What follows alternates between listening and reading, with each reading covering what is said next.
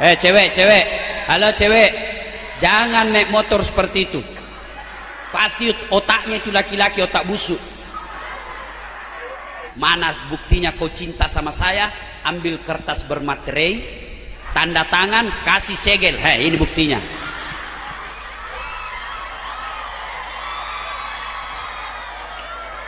Jangan kau kasih itunya.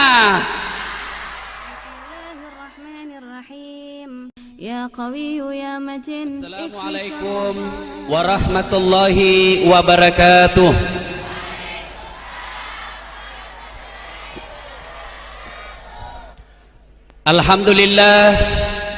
Alhamdulillahi rabbil alamin. Wabihi nasta'inu ala umurid dunya waddin.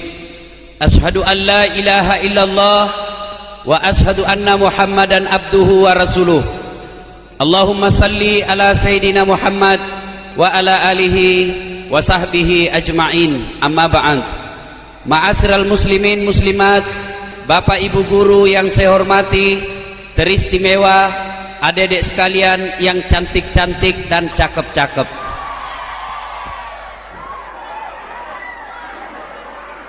Kurang lebih 1430 tahun yang lalu terjadilah suatu peristiwa yang sangat spektakuler,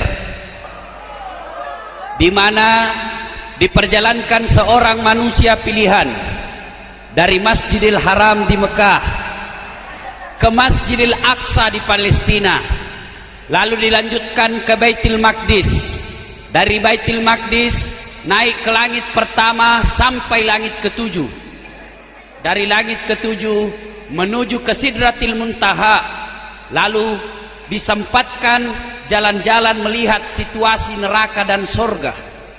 Setelah itu masuk ke Sabaha, berdialog dengan Sang Yang Maha Pencipta Allah Subhanahu wa Ta'ala. Kemudian setelah segalanya selesai, kembali ke muka bumi. Kenapa peristiwa ini luar biasa? Kenapa peristiwa ini spektakuler? Karena perjalanan yang dia tempuh sangat jauh, sementara waktu yang diperlukan sangat ringkas. Dalam ayat dikatakan lailam, sebagian malam saja, tidak cukup tawa satu malam. Makanya ketika Nabi ceritakan Isra Mi'raj ini, orang-orang Arab hampir tidak ada yang percaya. Bahkan Abu Jahal dan Abu Lahab berkata, saudara-saudara sekalian bangsa Arab, inikah Muhammad yang engkau percaya sebagai nabi? Ternyata dia pembohong besar. Katanya bede, dari Masjidil Aqsa tadi malam, dari Palestina tadi malam, sekarang ada lagi di Mekah pagi ini. Tidak masuk di akal mereka. Karena ternyata saat itu Mekah Palestina kendaraan paling cepat naik kuda, maksudnya kuda. Nah kala-kala panter yang dari ujung pandang. Waktu itu kendaraan paling cepat naik kuda. Berapa waktu yang diperlukan? 1 bulan ke sana pun kembalinya 1 bulan. PP 2 bulan. Sementara Nabi tidak cukup 1 malam. Makanya Nabi bilang, Abu Lahab, Pak Baleang ko, bohong-bohong kau pasti toh. Ternyata mereka lupa bahwa sebenarnya kejadian Isra Mi'raj itu adalah sepenuhnya kehendak Allah. Kita simak ayat yang kita dengar tadi. Subhanalladzi asra bi abdihi. Maha suci Allah yang telah memperjalankan hambanya. Apa yang dimaksud memperjalankan?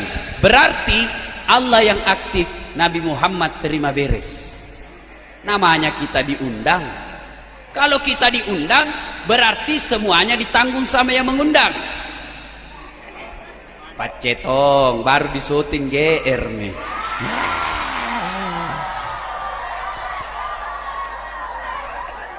Halo adik-adik, halo. Ini motivasi. Tentu yang panas seperti ini beda pahalanya yang dingin di sana. Betul, ini betul. Tentu yang basah keteknya lebih banyak pahalanya daripada yang dingin di sini. Iya. Ayo kita simak. Karena ini Rasulullah diundang oleh Allah, maka segala sesuatunya ditanggung oleh Allah Subhanahu wa taala. Halo? Halo? Salah sambung. Saya kasih contoh begini, sederhana, tidak masuk di akal tapi betul terjadi. Beberapa hari yang lalu saya diundang ke Jakarta ceramah di kantor Menteri Hukum dan HAM. Saya berangkat selesai sholat subuh. Saya tiba di Jakarta sebelum jam 9 pagi. Selesai sholat duhur ceramah. Selesai sholat asar kembali lagi ke Makassar. Selesai sholat isya, alhamdulillah ada mak lagi di rumahku. Ternyata tanpa sepengetahuan saya ada semut ikut di kantong. Tahu semut adik-adik? Bahasa Perancisnya bere-bere, ya kan? Ketika saya tiba di rumah, saya gantunglah baju saya di kamar. Keluar itu semut di kantongku. Pidato tahu. Pidatonya begini. Saudara sekalian bangsa semut, barusan saja saya pulang dari Jakarta. Dia bilang semut yang lain, jam berapa kau pergi mut? Panggilan kerennya semut. Dia bilang, tadi pagi Ces. Dia bilang, malam ada aku lagi di Makassar. Dia bilang, iya, butina tuh kau lihat main. Dia bilang, bale kok. Nggak masuk di akalku. Pagi kau berangkat, malam ada aku lagi di Makassar. Nggak masuk di akal. Kau jalan saja, baru kau di terminal Dayak, nak injak mako panter. Nah bilang, cocok itu yang kau bilang Ces. Kalau saya jalan, ini bukan saya yang jalan, saya ikut di kantongnya Ustadz Dasat.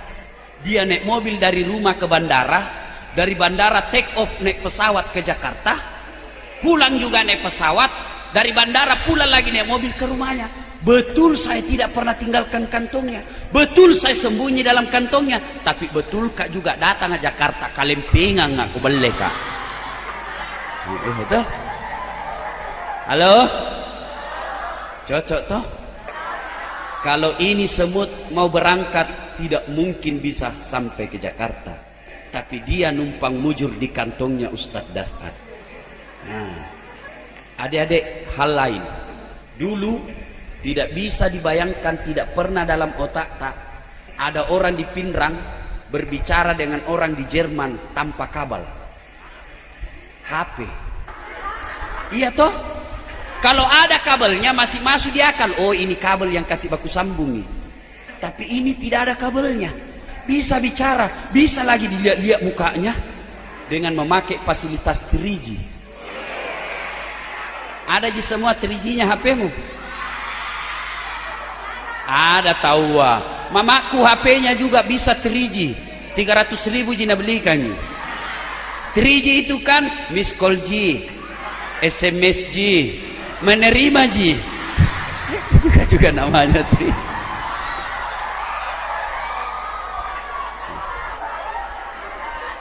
Halo?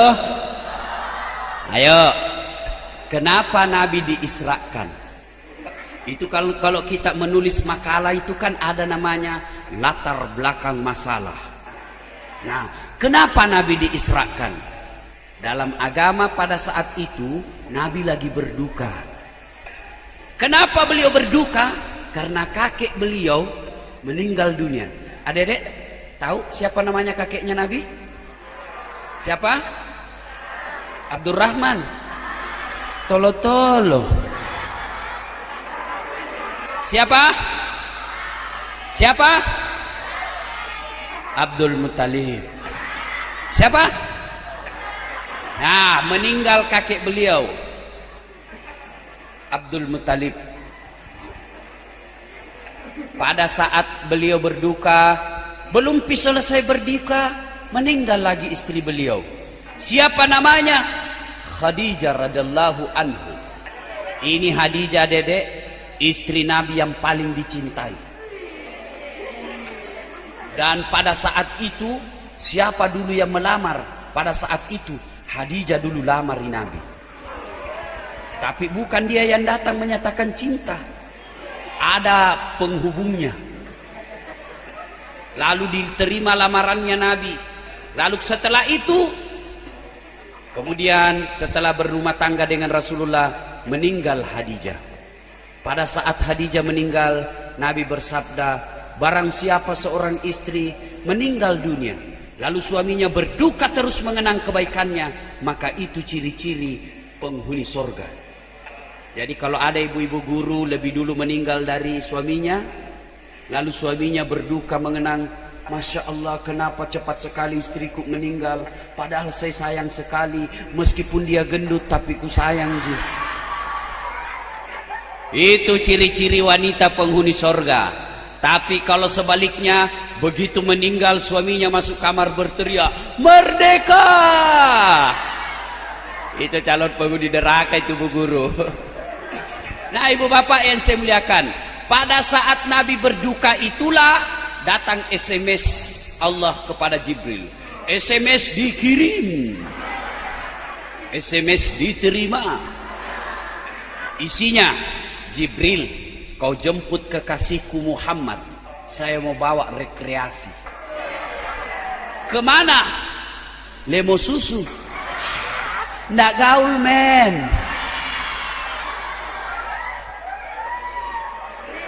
Langsung kemana? Berdialog dengan Allah subhanahu wa ta'ala. Mendapat undangan dari Allah, suatu hiburan yang sangat besar. Saya saja pernah diundang Wapres ke Istana Wapres membahas pada saat itu undang-undang anti pornografi mewakili ulama Sulawesi. Waktu saya terima itu undangan, saya kumpul semua mahasiswaku di Unhas. Saya bilang, lihat undangannya bapak tahu Wapres. Bangga, kenapa? Dapat undangan dari Istana Wakil Presiden. Itu baru manusia yang ngundang. Bagaimana kalau mengundang Allah subhanahu wa ta'ala? Makanya Nabi senang. Datang Jibril. Pada saat itu Jibril menjemput Nabi ditemani oleh dua jenderalnya malaikat, yaitu Mikail dan Israfil. Siapa ini malaikat Mikail? Malaikat apa ini Mikail ya dedek? Pembagi-bagi pulsa. Ya toh, pembagi rezeki. Kalau banyak rezeki berarti banyak pembeli pulsa. Siapa malaikat Israfil? Pemain drum band, patiup trompet. Ya, nah turun malaikat Jibril. Pada saat itu Nabi lagi baring-baring bersama dengan Hamzah radhiyallahu anhu pamannya dan Abu Bakar As-Siddiq sahabat setianya. Datang Jibril. Pada saat itu Jibril berubah wujud menjadi manusia yang tampan. Datang menghadap Nabi. Ya Muhammad, lapor. Kenapa Jibril? Saya mendapat perintah dari Allah untuk menjemput Anda menghadap kepada Allah subhanahu wa ta'ala. Untuk apa? Menerima perintah yang sangat besar. Nabi berkata, kalau begitu siap melaksanakan tugas. Lanjutkan.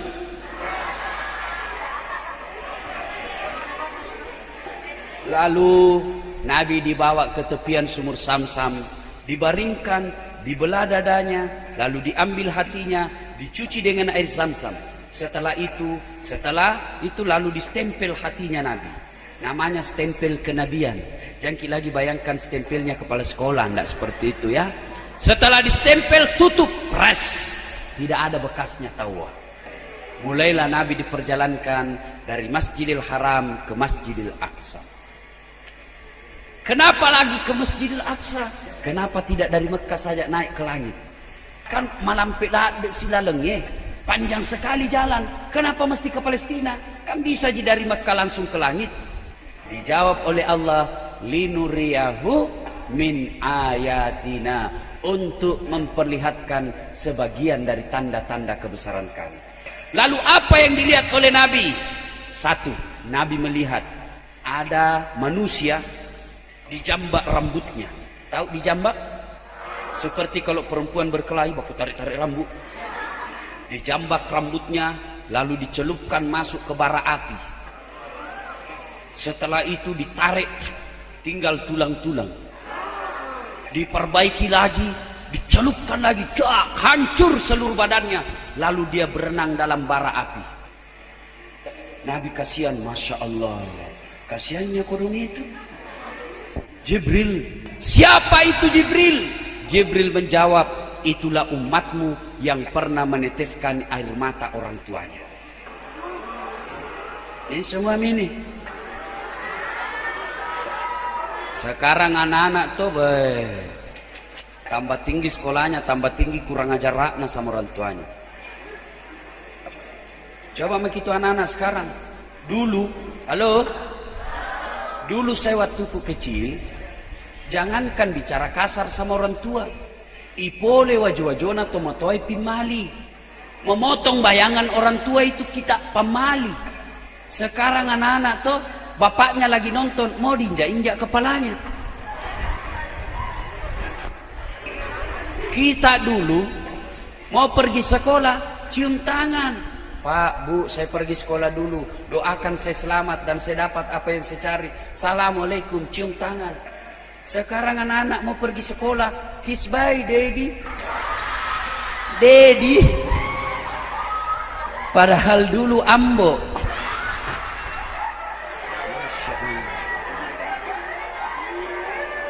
Dulu kita, saya masih ingat, kalau ada tamunya bapak di ruang tamu, tidak boleh orang lewat depan tamu. Kalau lewat, nah kasih bolak matanya bapak, tak lari maki. Sekarang anak-anak dikasih bolak matanya bapaknya, apa nak bilang? Kenapa mata pak?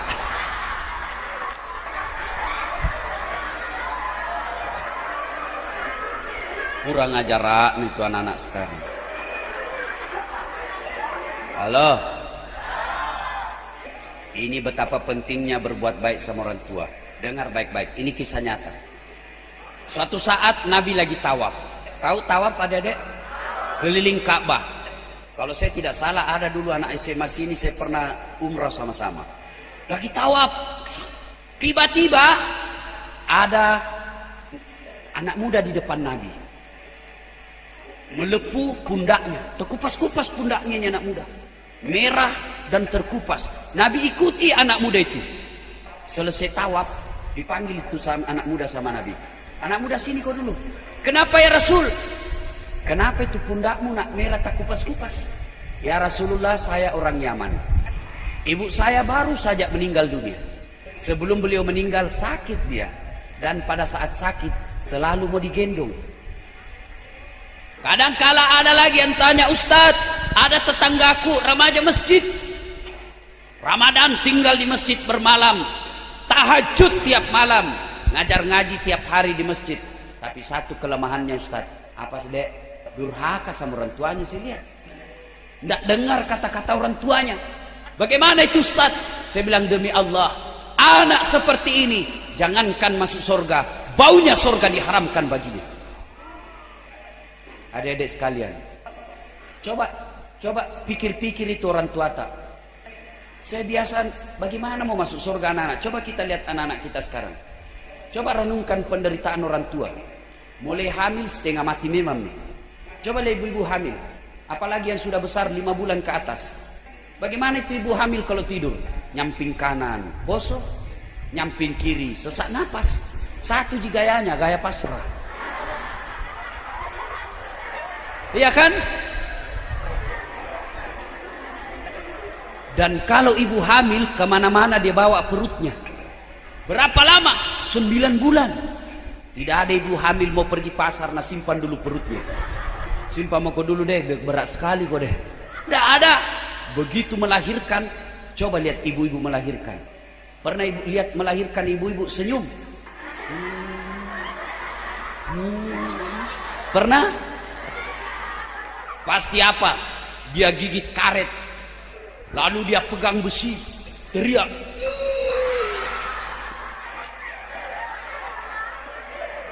Begitu melahirkan, 2 saja pilihan. Kalau tidak setengah mati, mati sekalian.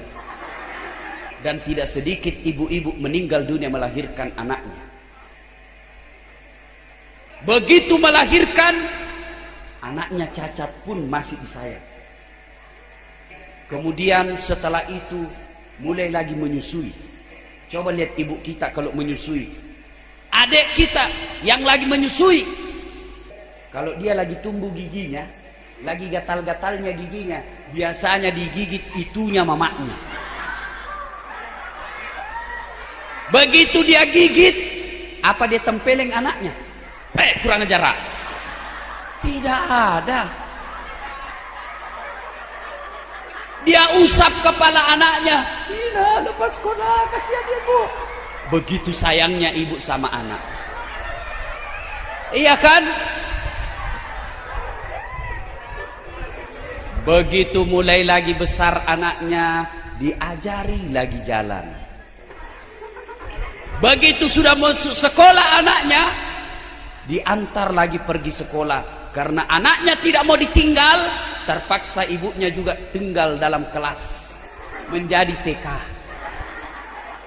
Karena masuk SD, ibu tidak bisa masuk kelas. Terpaksa ibu tunggu saja di depan pintu.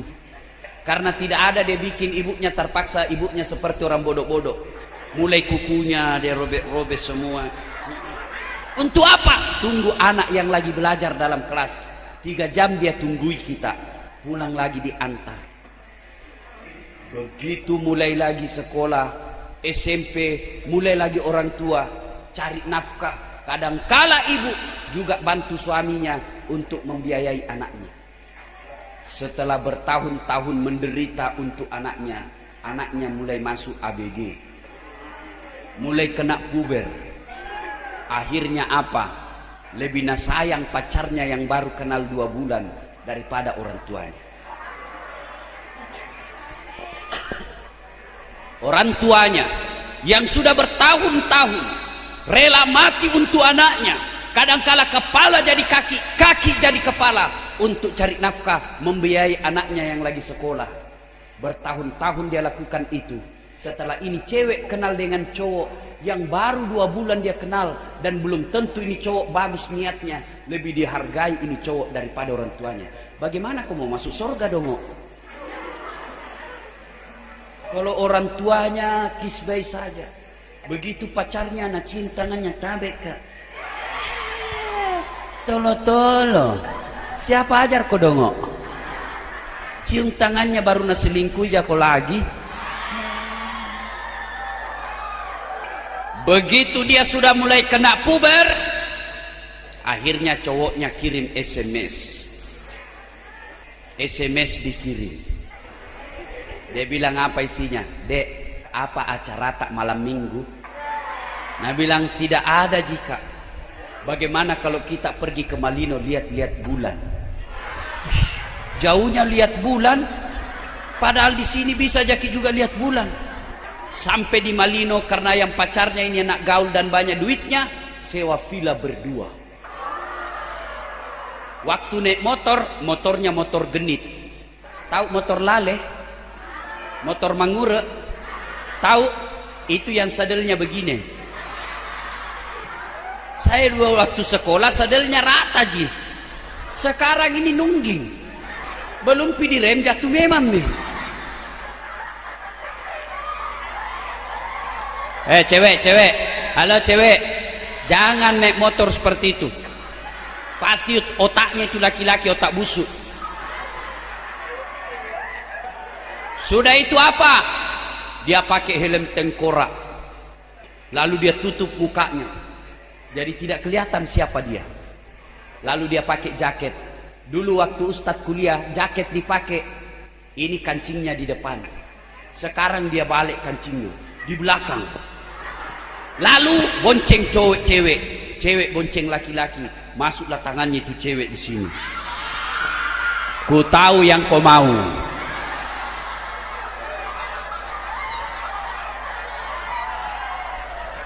Akhirnya di Malino berdua, cowok sama cewek satu kamar. Naik tanduknya ini cowok. Lalu dia bilang lah ini cowok, dek, lihat kak dulu tangan tak. Nah bilang ini kak, tahu wah halusnya. Dia bilang ini cewek, tentu dong anak mami. Tolo, dia kali mako itu dong. Begitu dia pegang jari-jari tangannya, akhirnya ini cowok lagunya Jamrut dia praktek. Jemari tejo mulai piknik dari wajah sampai lutut surti.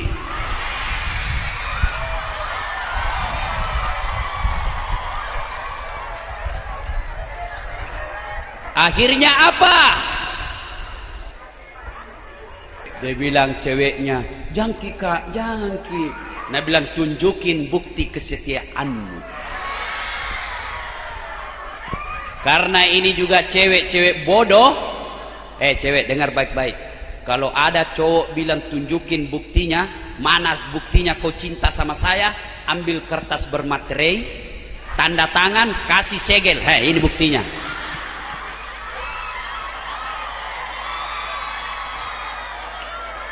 Jangan kau kasih itunya. Akhirnya apa? Dia bilang ini cewek, "Jangan Kak, ndak enak." Dia bilang cowoknya, "Ndak apa-apa, kita cuma berdua." Dia bilang, "Ndak enak, kita bertiga." Dia bilang cowoknya, "Siapa?" Dia bilang ceweknya, "Saya, Anda, Allah." Dia bilang, "Ndak apa-apa Ji, kalau Allah ndak ribut. Sini nih."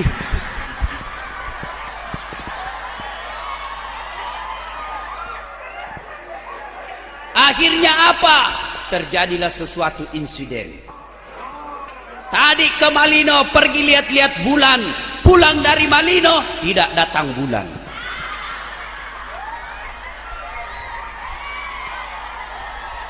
Akhirnya sang cewek mulai cemas.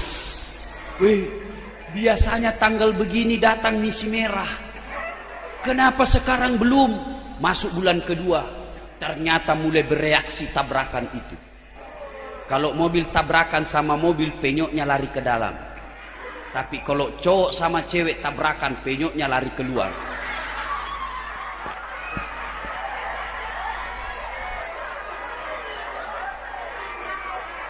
Akhirnya bulan ketiga mulai bengkak. Dia mulai cemas. Dia pergi curhat sama temannya.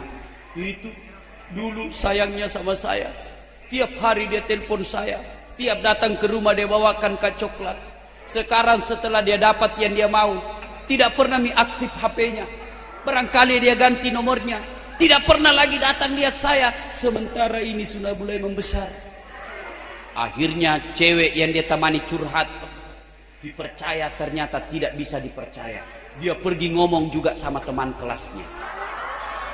Dia bilang, "Itu ternyata toh." Akhirnya apa? Satu kelas tahu. Kemudian apa? Satu sekolah tahu. Akhirnya malu pergi sekolah. 2 minggu tidak datang sekolah, dapat surat teguran. Karena takut ketahuan. Akhirnya berbulan-bulan, 1 bulan tidak sekolah. Kena surat, dikeluarkan dari sekolah.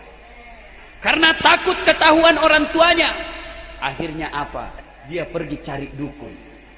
Yang dia dapat dukun palsu plus cabul. Akhirnya terjadi proses aborsi. Pada saat aborsi terjadi pendarahan. Dan pada saat pendarahan tidak bisa tertolong. Akhirnya meninggal dunia. Gara-gara apa? Karena dia tidak ikuti nasihat orang tuanya. Demi Allah, tidak ada orang tua mau lihat anaknya sengsara. Kalaupun ada dia larang kita, yakin dan percaya itu manfaatnya buat kita. Jangan mau dibodoh-bodohi oleh cinta sesaat. Kalau ada orang suka Ki, bilang Ki saja sama dia, "Saya suka Ki, tapi orang tuaku adalah segala-galanya buat saya. Dan orang tua saya melarang untuk itu." Ini baru anak yang baik. Iya toh? Iya kan? Nah, kita menyanyi lagi dulu. Jilbab, jilbab putih, lamban suci gagah perwira.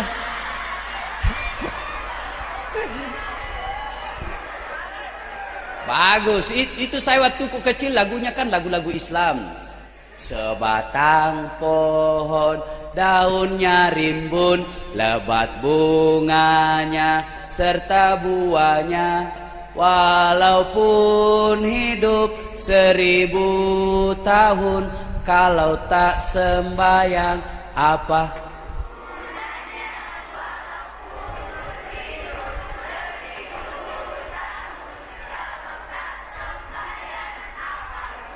Wih, baik nak tahu ini cewek.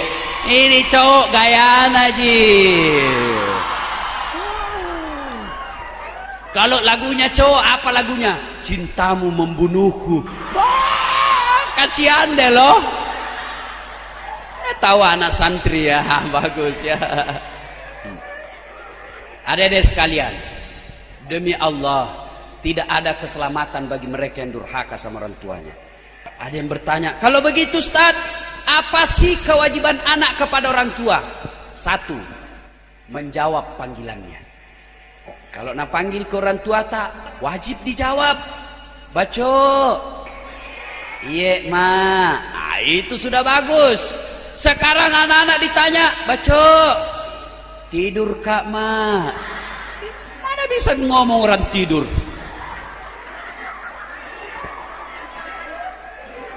Ustadz, bagaimana kalau lagi sholat Ustadz kita dipanggil? Caranya kalau laki-laki mengucapkan Allahu Akbar.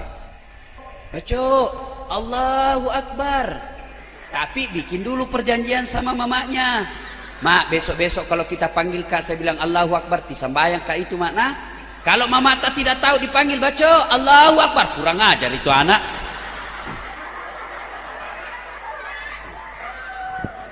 Bagaimana kalau cewek Ustadz? Tidak menyahut, tapi dia bertepuk. Fatimah 3 kali.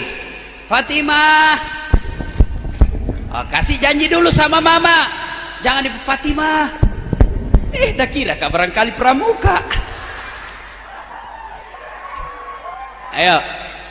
Yang kedua setelah menjawab panggilannya. Ini ada kisah nih, ini kisah nyata. Jurais dihukum oleh Allah. Kenapa? Karena dia lagi sholat tidak jawab panggilan ibunya. Dipanggil sama ibunya, Jurais, ta'ali, Jurais kesini kau. Ibunya tidak tahu kalau Jurais lagi sholat sunnah. Jurais bingung, saya jawab panggilan ibuku atau saya sholat? Akhirnya dia lanjutkan sholatnya. Tidak dijawab panggilan ibunya. Jurais, ta'ali, sini kau. Panggil 3 kali tidak jawaban. Akhirnya marah mamanya. Ya Allah, kurang ajarnya ini Jurais. Setengah mati saya hamilkan, setengah hidup saya lahirkan, bersusah payah saya besarkan. Masya Allah, saya panggil dia tidak mau menjawab. Ya Allah, jangan mati Jurais sebelum ketemu orang jahat. Ternyata pada saat itu sumpahnya mamanya, arasnya Allah terbuka, langsung dikabulkan. Ringkas cerita, ini Jurais remaja masjid, taat beribadah, banyak yang sentimen sama dia.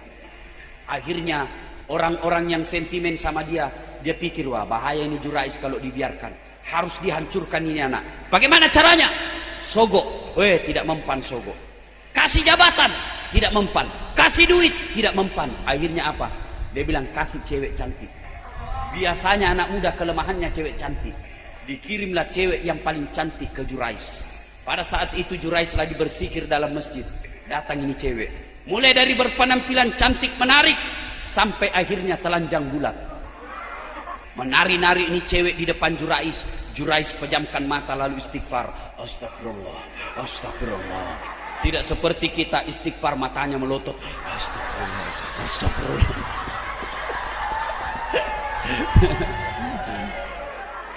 Ini cewek dia bilang, Jurais, ayolah kau tidur sama saya.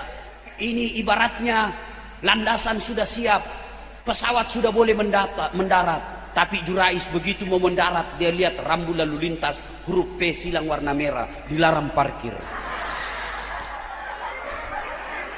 Akhirnya ini cewek malu, sudah banting harga di depan Jurais, tapi tidak laku. Dia pergi berzina dengan tukang kambing.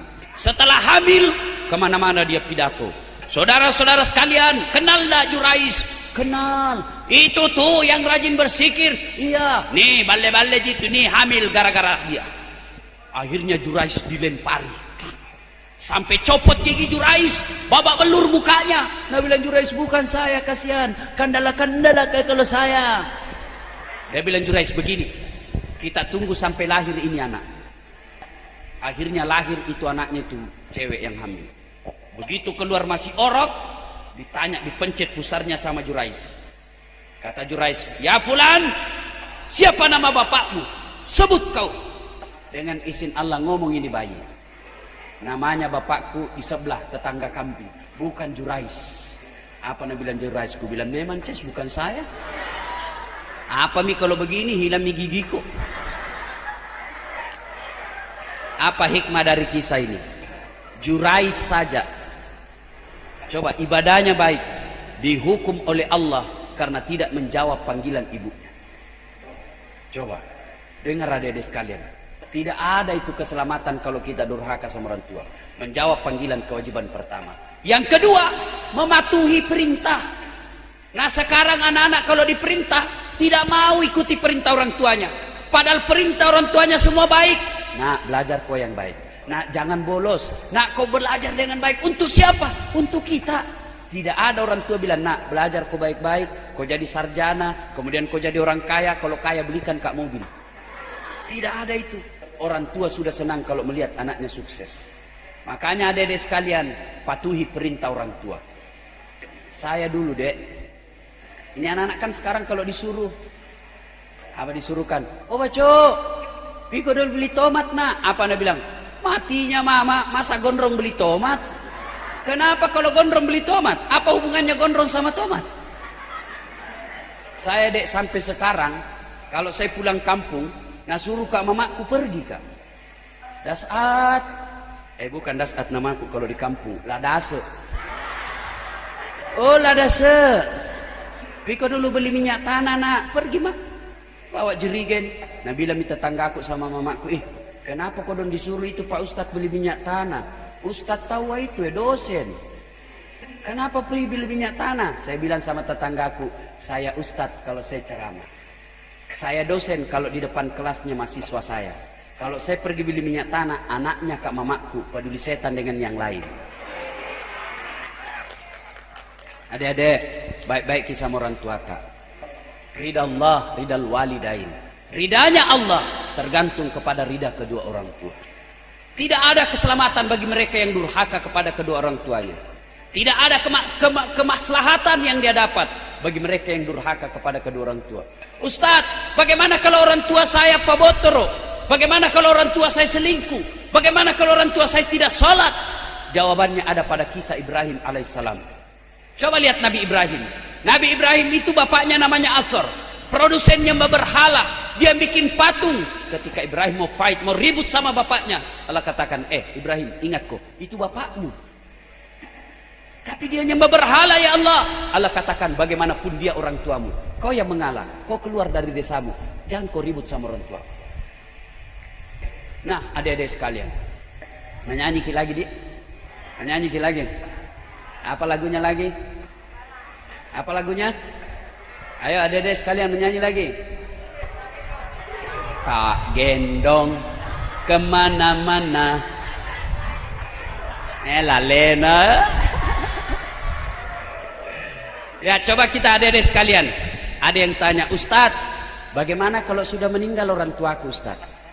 Saya dulu nakal Ustadz, tapi saya sudah bertobat sekarang. Gimana kalau sudah meninggal orang tua? Ada 3 cara berbuat baiknya. 1, mendoakan orang tua. Apa doanya? Minimal 4 hal. Catat ini. Yang pertama, ya Allah, ampuni dosa orang tuaku. 2, terima amal ibadahnya. 3, lipat gandakan segala kebaikannya. 4, lapangkan alam kuburnya. Saya ulangi, ya Allah, ampuni dosa orang tuaku. 2, terima amal ibadahnya. 3, lipat gandakan segala kebaikannya. 4, lapangkan alam kuburnya. Lalu tutup dengan doa, Allahumma gfirli wali walidayya warhamhuma kama rabbayani sagira. Hafal adik-adik? Hafal? Coba bedek sama-sama. Allahumma gfirli.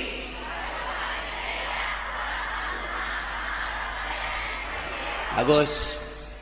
Ustadz, bagaimana kalau tidak tahu bahasa Arab? Jangan pakai bahasa Arab. Berdoa kata Nabi, silahkan memakai bahasa ibu. Apa bahasa ibu? Bahasa hari-harinya kita. Bahasa Bugis, buat dimato. Bahasa Mangkasar, kulenji. Bahasa Jawa, monggo. Bahasa Sunda, mangga. Bahasa Belanda, hot perdomes.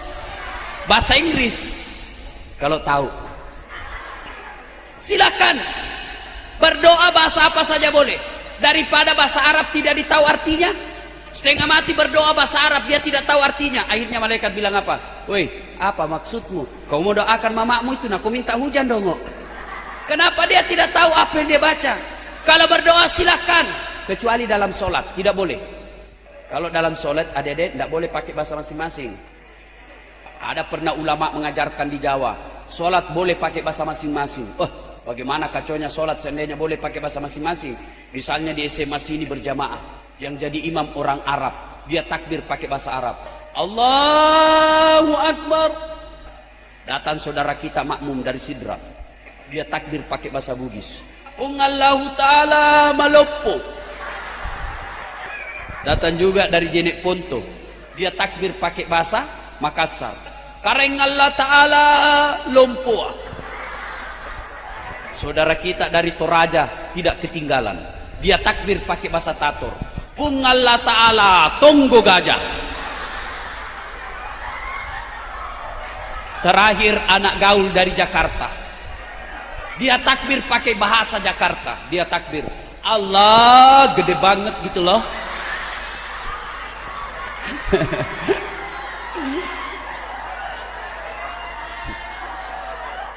Kacau kan? Nah, kalau doa silakan. Supaya dingin kita salawat lagi kepada Nabi. Salatullah salamullah ala toha rasulillah.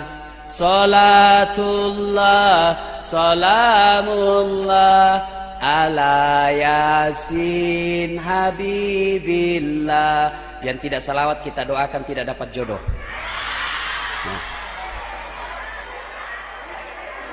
Ilahi salimil ummah minal afati wan nikmah wa min hamdi wa min ummah bi ahlil badri ya Allah. Semua salatullah salamullah ala toha rasulillah.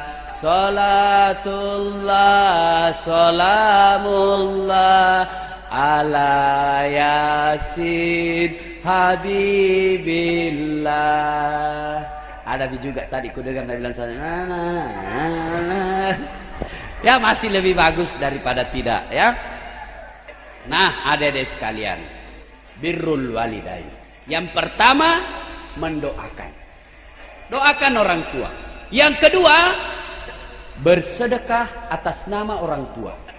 Misalnya, Ustadz, saya mau terang kuburku nanti, saya mau terang kuburnya orang tuaku, kirimi pembeli lampu di masjid. Insya Allah sudah ada lampunya itu, 200.000 2 watt, 100.000 1 watt, 50.000 lilin, 10.000 korek, 500 obat nyamuk. Sedekah atas nama orang tua. Yang ketiga, cara berbuat baik kepada orang tua, mengunjungi karib kerabatnya. Jadi misalnya ada temannya bapak kita rajin berjamaah sama-sama pada saat hidup, sudah meninggal orang tua masih hidup temannya, kunjungi karib kerabatnya. Itulah cara berbuat baik kepada kedua orang tua. Nah adik-adik sekalian, ya, ini kisah yang dilihat oleh Nabi. Lalu kita lanjutkan perjalanan. Banyak sebenarnya dilihat Nabi, tapi kita ringkas cerita. Sampailah Nabi di Masjidil Aqsa. Dari Masjidil Aqsa lanjutkan ke Baitul Maqdis. Dari Baitul Maqdis naik ke langit pertama. Di langit pertama ketemu dengan Adam alaihissalam. Langit kedua ketemu dengan Yahya dan Isa alaihissalam. Langit ketiga ketemu dengan Idris alaihissalam. Langit keempat ketemu dengan Nabi Yusuf alaihissalam. Langit kelima ketemu dengan Nabi Harun alaihissalam. Langit keenam ketemu dengan Nabi Musa alaihissalam. Lanjut ke langit ketujuh ketemu Ibrahim alaihissalam. Dari langit ketujuh Nabi melanjutkan ke Sidratil Muntaha. Dari Sidratil Muntaha menuju ke Sabaha. Dan di Sabaha terjadi dialog dengan Allah. Assalamu alayka ayyuhan nabi wa rahmatullahi wa barakatuh, kata Allah. Nabi menjawabnya, Assalamu alayna wa ala ibadillahi salihin, ashadu an la ilaha illallah.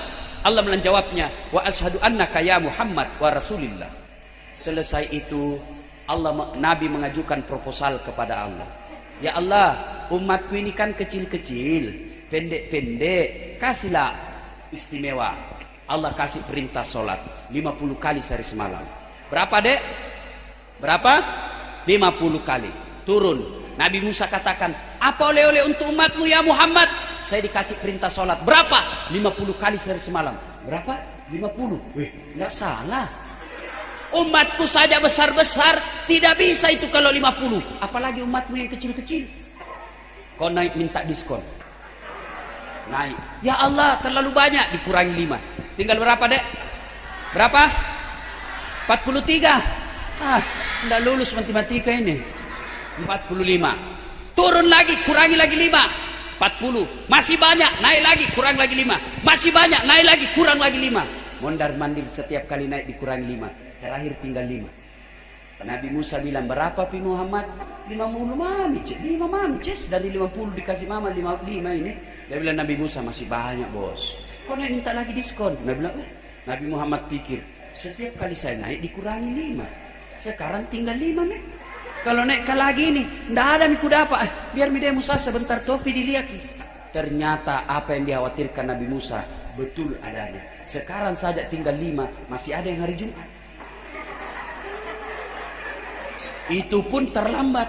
Pas pulang ambil sandalnya orang. Ada malas sholat di sini? Ada? Bila maki apalah santana muda. Bila maki sigia kini hari ces. Bila meko, coba kok. Coba ndak ada ini turun nggak? Apa? Bila mako? Apa? Ustad, beda Ustad. Ndak bisa kena air. Tayamum. Tidak bisa berdiri, duduk. Tidak bisa duduk, baring.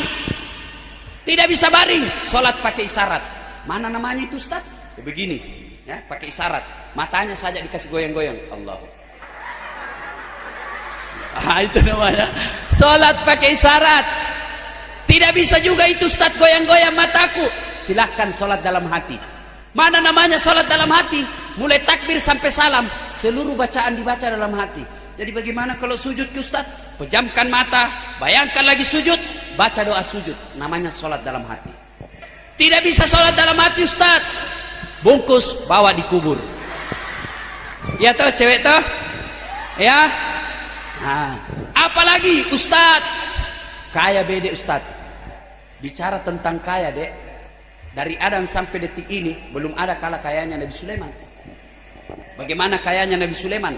1 hektar pekarangan rumahnya. Apa kerikilnya? Emas. Ada di sini kerikil rumahnya emas? Ada.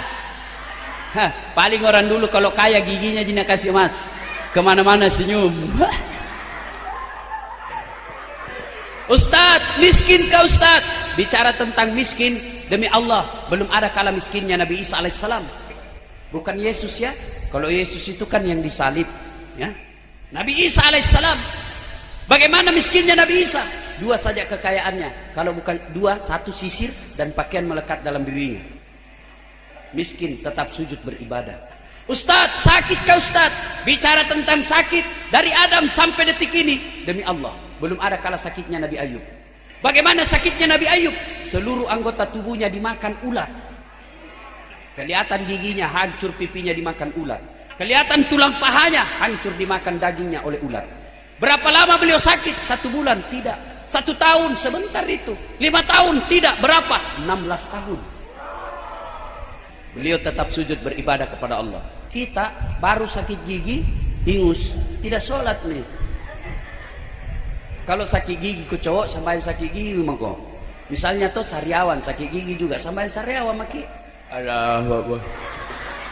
Sudah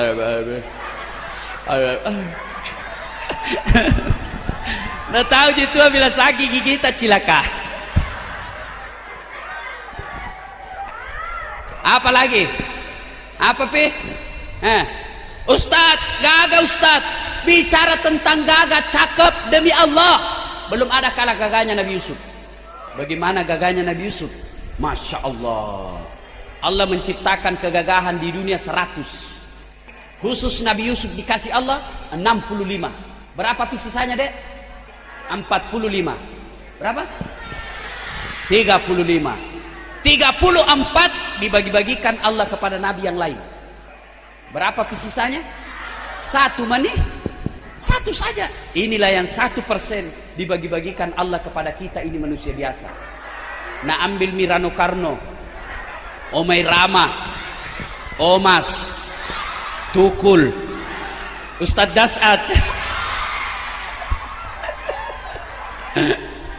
Berapa mami kita didapat? 1% dibagi-bagi. Nabi Yusuf 65. Beliau cakap tetap sujud beribadah kepada Allah. Ustadz, olahragawan Ustadz, fitness. Bicara tentang fitness test belum ada kala Nabi Musa alaihissalam. Itu Nabi Musa, kalau dia kunci badannya dek, tembus itu bulu-bulu di bajunya.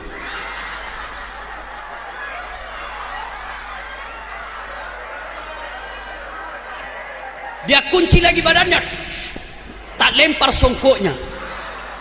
Kalau dia berkelahi sama orang, belum sampai tinjunya, tak, jatuh nih musuhnya.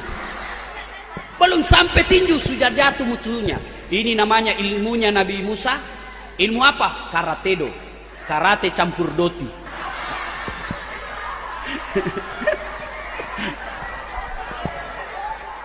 Hebatnya itu Nabi Musa di.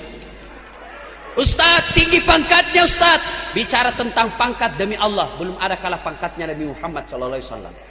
Beliau adalah Amirul Mukminin, setingkat presiden kalau sekarang. Beliau adalah penghulu para nabi. Beliau adalah panglima perang jenderal kalau sekarang. Tapi beliau tetap sujud beribadah kepada Allah. Apa tuh? Tidak ada itu? Kalau orang kaya tidak sholat dek, selebritis tidak sholat, pejabat tidak sholat, orang masih bilang ia tahu kaya, tinggi pangkatnya, bagus rumahnya, mewah mobilnya, cakep, terkenal, banyak orang tahu ki. Meskipun di akhirat dia miskin, paling tidak orang sudah bilang nggak dapat di dunia. Tapi ada juga orang saya lihat miskin, tidak terkenal, nggak ada kerjanya, jelek lagi mukanya, nggak sembahyang lagi. Kalau mah kau jadi tude cilaka.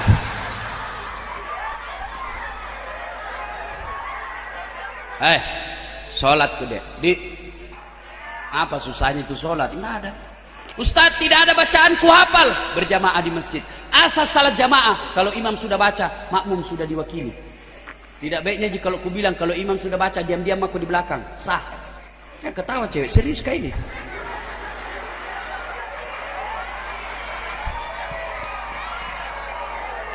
Ustadz, baru kul-kul ku hafal. Kul-kul itu mau dibaca. Rakaat pertama kul huwallah, rakaat kedua kul huwallah, baca nih. Apa pun? Tidak ada. Kapan orang Islam banyak tidak sholat sebenarnya? Kapan? Nih perempuan kalau selesai haid, 5 hari haid, nah tambahi bonus 2. Nah bilang bapaknya, kenapa belum sembahyang nak? Orang belum bersih, masih ada di sedikit-sedikit. Nah bilang bapaknya, bohong kau lagi tuh. Apa bohong? Ku kasih lihat ki.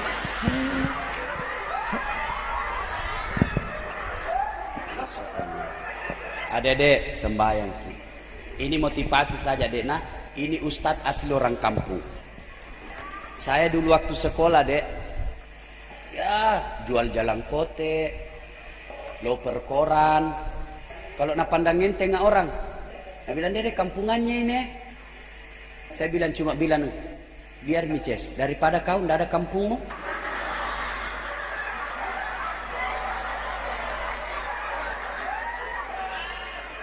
Dulu andalan Pak Ustadz sholat. Sholat tidak pernah saya lepaskan. Dulu waktu saya SMA, orang biasa bilang mak bencong, kampungan. Saya cuma bilang dalam hati, jangan lihat saya sekarang. Tunggu saya 15 tahun yang akan datang. Alhamdulillah, temanku dulu yang pandang enteng saya, yang anak-anak pejabat yang jabatannya ji bapaknya nandalkan, sekarang tidak jelas hidupnya. Kalau ketemu sama saya diundang ceramah Pak Ustadz, saya bilang biasa jamu kau tunduk-tunduk, tamamu ji lagi ces. Apa andalan kita? Sholat, minta kepada Allah. Bagaimana Allah mau kabulkan doa kita kalau kita tidak sholat? Oke lah, biarlah kita miskin sekarang, tapi minta doa kepada Allah supaya jangan miskin seterusnya. Sholat ke dede, sholat duha yang 5 waktu, oke sudah selesai. tambah sholat duha. Bagaimana sholat duha Ustaz? Sama sholat sunnah yang lain. Apa bedanya? Niat dan waktunya. Kalau tahajud, niatnya tahajud, waktunya malam hari, syaratnya harus sudah tidur. Berapa rakaat? 2 sampai 8. Kalau duha, waktunya pagi hari, jam 7 sampai sebelum duhur. Jam berapa bagus? Paling baik jam 9. Apa niatnya? Allah sudah tahu.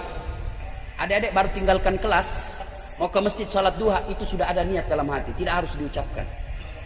Sholli sunatal duha rakaatain lillahi ta'ala, Allahu Akbar. Tidak kuhafal itu Ustaz, sudah berdiri tegak menghadap kiblat, baru berdiri makin baik, baru bilang ke dalam hati, Tuhan, semai sunat duha kainina, Allahu Akbar. Boleh. 2 rakaat berikutnya ulang lagi, Tuhan masih seperti yang tadi, Allahu Akbar. Ya ketawa cowok, serius kayaknya. Boleh. Lalu selesai salat duha, minta kepada Allah. Ya Allah, saya dulu begitu. Ya Allah, saya terima nasibku miskin. Saya terima nasibku orang kampung. Tapi jangan pula engkau miskinkan ilmuku. Jangan pula engkau kampungkan ilmuku. Jadikan diri hamba sebagai pusat ilmu pengetahuan. Bukakan pintu hati dan kecerdasan buat saya. Selesai. 7 menit saja. Selesai sholat, selesai berdoa, baru saya ke kantin kalau ada uang. Kalau tidak ada uang, cari anak orang kaya yang dongok. Ada PR dasar, ada. Kerjakan dulu nah, beli ke majalah kote. Selesai tuh. Ayo Dede, biasakan sholat duha. Ada yang lagi jatuh cinta di sini? Banyak toh. Sholat duha, minta kepada Allah. Ya Allah, hatiku lagi labil karena cinta. Pelihara hati saya ya Allah. Titiplah cinta ini kepadamu, hanya semata-mata kepadamu ya Allah. Kalau memang si Fatimah cocok bagiku, satukan hatiku dan hatinya, dan berikan kemampuan bagiku untuk mendapatkannya. Lalu bimbing kami agar kami tidak tersiksa dengan kemaksiatan. Engkau maha tahu ya Allah. Jika dia tidak cocok bagiku, hanya menghancurkan pribadi dan masa depan saya, jauhkan hatiku dan hatinya, dan berikan kemampuan bagiku untuk melupakannya. Engkau maha tahu ya Allah. Jika memang dialah jodohku ya Allah, yang lebih penting dari itu, bukakan pintu hati orang tuanya, supaya sedikit juang panai na minta.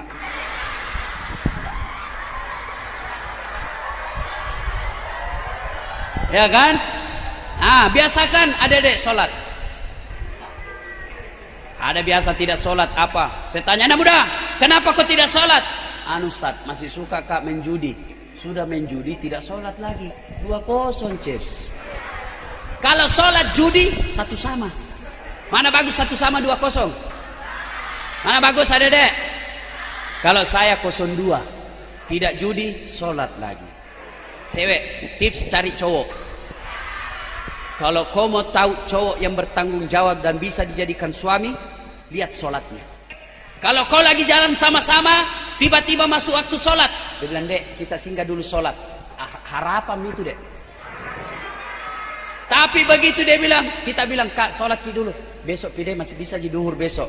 Sudah, selesaikan. Kasih surat PHK. Tidak bisa jadi. Tidak bisa jadi kepala rumah tangga. Adek-adek cewek mau ndak? Cowok-cowok mau ndak sama cewek yang cakep, cantik, banyak uangnya, cerdas, bagus akhlaknya? Mau ndak sama dia? Mau? Mau kan? Masalahnya bagi kita juga dia mau. Dia juga mau, tapi mau apa? Mau muntah dia gitu.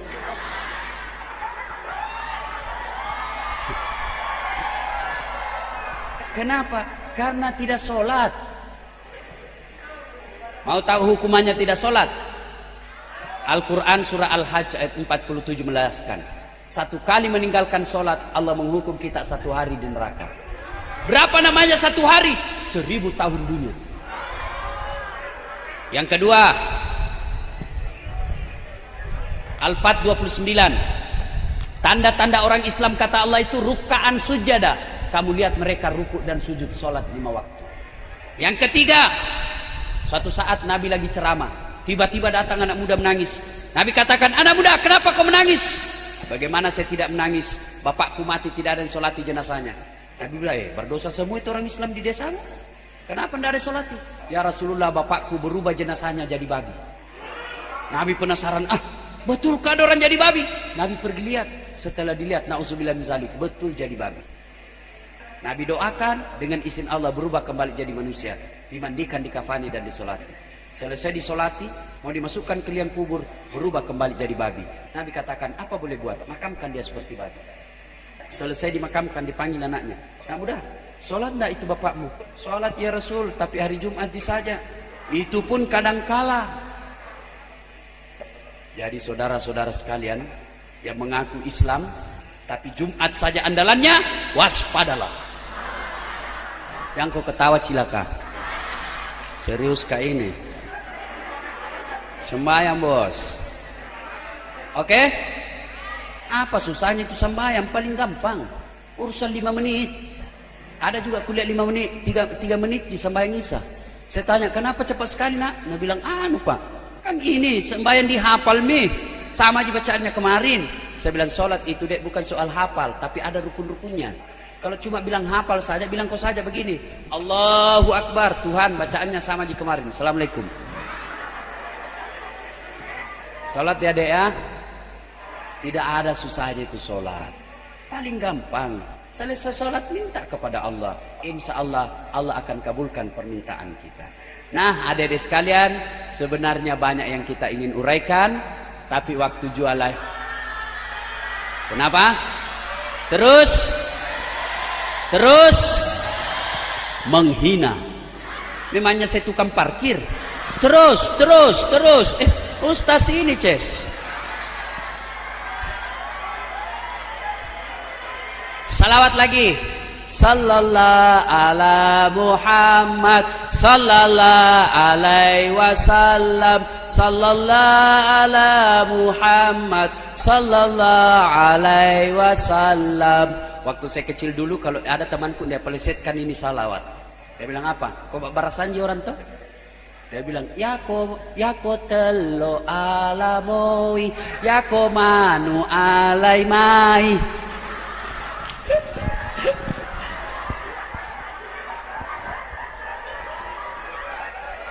Biasakan sholat ya dedek ya. Insya Allah, dengar baik-baik, kalau kita pelihara sholat kita, insya Allah aman. Yakin dan percaya. Orang jahat saja dibantu Allah, apalagi kita yang ingin berbuat baik kepada Allah Subhanahu wa Ta'ala. Ini saja, mudah-mudahan ada manfaat. Terima kasih spesial buat Kepala Sekolah SMA Negeri 1 Pinrang yang meluangkan waktu saya untuk bertemu dengan adik-adik sekalian. Saya juga orang Pinrang, orang kampung, tapi kita harus tetap berusaha supaya kita lebih mulia daripada orang-orang di kota. Kemudian kepada Restu Musik Record yang mempublikasikan dan mendokumentasikan ceramah kita pada hari ini. Mudah-mudahan adik-adik sekalian, jemuran kita pada hari ini ya cepat panas, cepat kering, dan insya Allah menjadi ladang amal buat kita. Tidak ada artinya Ustadz ceramah di sini kalau pulang lalu tetap tidak sholat. Tidak ada artinya kita berpanas-panas seperti ini kalau pulang nanti tetap tidak sholat. Mari kita tunaikan sholat. Tidak ada susahnya sholat. Kemudian adik-adik sekalian berbagi ilmu. Kalau ada yang mau berkomunikasi sama Pak Ustadz, Ustadz apa doanya begini Ustadz, mudah menghafal. Ustadz ada pacarku begini Ustadz, dia selingkuh. Bagaimana ini Ustadz? Jawabannya putuskan saja. Boleh ya, ketik spasi, boleh kirim SMS atau via telepon. Di nomor teleponnya Pak Ustadz 081 24 22 22 98. Ya. Ulang 081 24 22 22 98. Pentium 1 otaknya itu. Lambat loading. 081 24 22 Kalau belum kau tahu saya heran kenapa kau bisa lulus SMA. Ya. Ada ya, silakan curhat adik-adik. Daripada curhat sama ember bocor, Nah, daripada curhat sama teman-teman yang nakal belum tentu kasih solusi, curhat sama Ustadz. Silakan ya. Nah, namanya Pak Ustadz Dasat Latif. Tadi kalau disebut gelarnya itu masih ada di belakangnya sebenarnya 3. SOS, Sarjana Sosial, SAG, Sarjana Agama, MSI, Master of Science. Ustadz, pekerjaan dosen ilmu komunikasi, Fakultas Ilmu Sosial Politik, Universitas Hasanuddin. Kalau ada nanti yang lulus di ilmu komunikasi di Unhas, ketemu sama Ustadz. Ya. Kemudian sehari-harinya di Makassar, Ketua Ikatan Dai Muda Profesional Sulawesi Selatan. Status jomblo. Betul Kak? Nah, mudah-mudahan ada manfaat. Sebagai kesimpulan, Rasulullah bersabda, as-shalah mi'rajun ummah. Salat adalah mi'rajnya umatku. Kalau adik-adik sekalian mau mi'raj, caranya adalah memperbanyak sujud salat di hadapan Allah Subhanahu wa taala. Demikian, jika ada kata dan kalimat yang salah, itu datangnya dari pribadi yang berbicara. Jangan salahkan Islam, tetapi silahkan salahkan pribadi yang berbicara. Jika ada kata dan kalimat yang benar, itu datangnya dari Allah Subhanahu wa taala yang secara sangat-sangat kebetulan melalui mulut pribadi sang pembicara. Karenanya tidak penting dan tidak perlu menghargai sang pembicara, tapi hargailah kebenaran. Aslahallahu umural muslimina, sarafallahu syarral mu'di.